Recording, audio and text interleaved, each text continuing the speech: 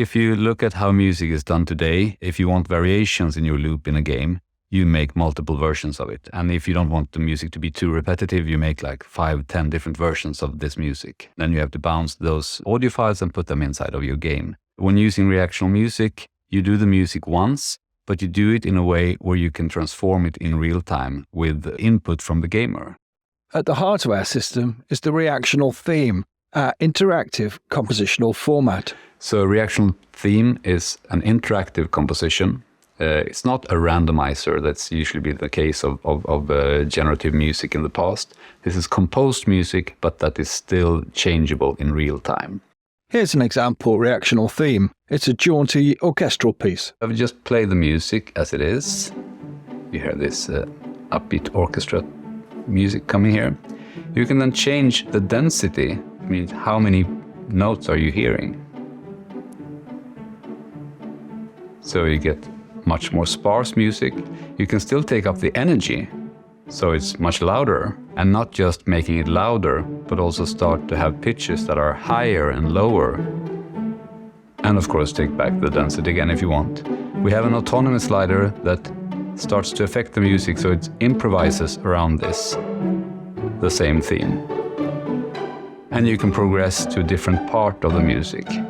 These interactive controls, known as macros, are created by the composer in minutes using our intuitive software. And all of these macros are then mappable inside of a game to anything that you want. It can be proximity to monster, or health, or day and night, or whatever type of action you want in the game.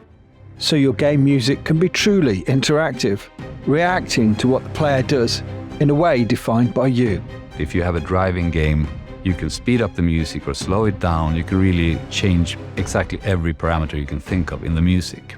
And because you only compose once, reactional improves productivity. You have less compositional need in the beginning, but more variety in the end.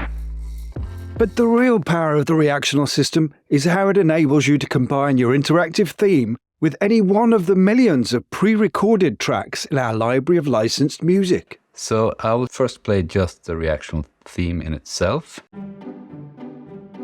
and then changing that by adding a track to it. So I'll start now by playing it together with a very famous symphony by Mozart, and see what happens then with this theme.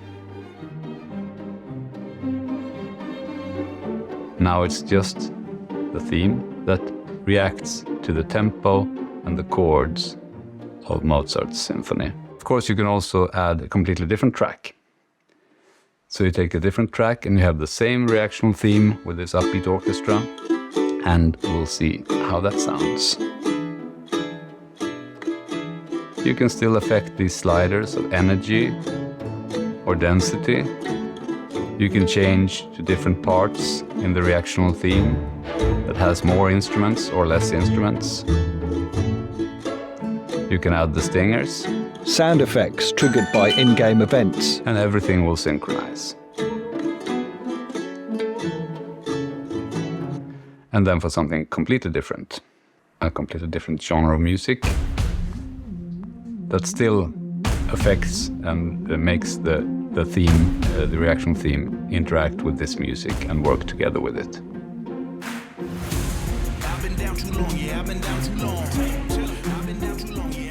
And you can add the stingers and everything. So this was a way of showing how one piece of music, one reactional theme that has a clear genre and the style in itself can then adapt to other types of music in real time, depending on user actions and gamer actions in the game. So creating different versions of your theme for different parts of your game is just a case of finding the right tracks in the reactional library to transform your theme with. And possibly even more exciting, because reactional is a real-time system, it opens up the brand new possibility of allowing players to choose the music tracks they want in the game. We have more than 1 million tracks already from both production libraries and from commercial artists, and we are talking with all the major stakeholders in the industry. So in the not-too-distant future, our library will include thousands more commercial music tracks from both upcoming and established artists. When we become more of a standard and become embedded into more games, we will be able to highlight different artists and be this meeting point between the video game industry and the music industry. And coming right back to the present, there's one more way in which Reactional creates a whole new world of creative possibilities. If you defeat the final boss, if it was a movie, of course the boss would fall down on a heavy beat in the music. That's how you expect it to be. That very seldom happens in a game because you don't know when the boss will be defeated. Since we have musical knowledge embedded into our system, we can actually tell the game, okay, the boss has fallen, slow down, there you go. Much more than just middleware, Reactional music transforms every aspect of how game music is created, discovered, and enjoyed. There are so many interesting ways you can use this, both from an efficiency point of view, where you can make more music easier, which is good for the composer, but it's also mainly the artistic possibilities and the experience for the gamer that is really powerful. Reactional.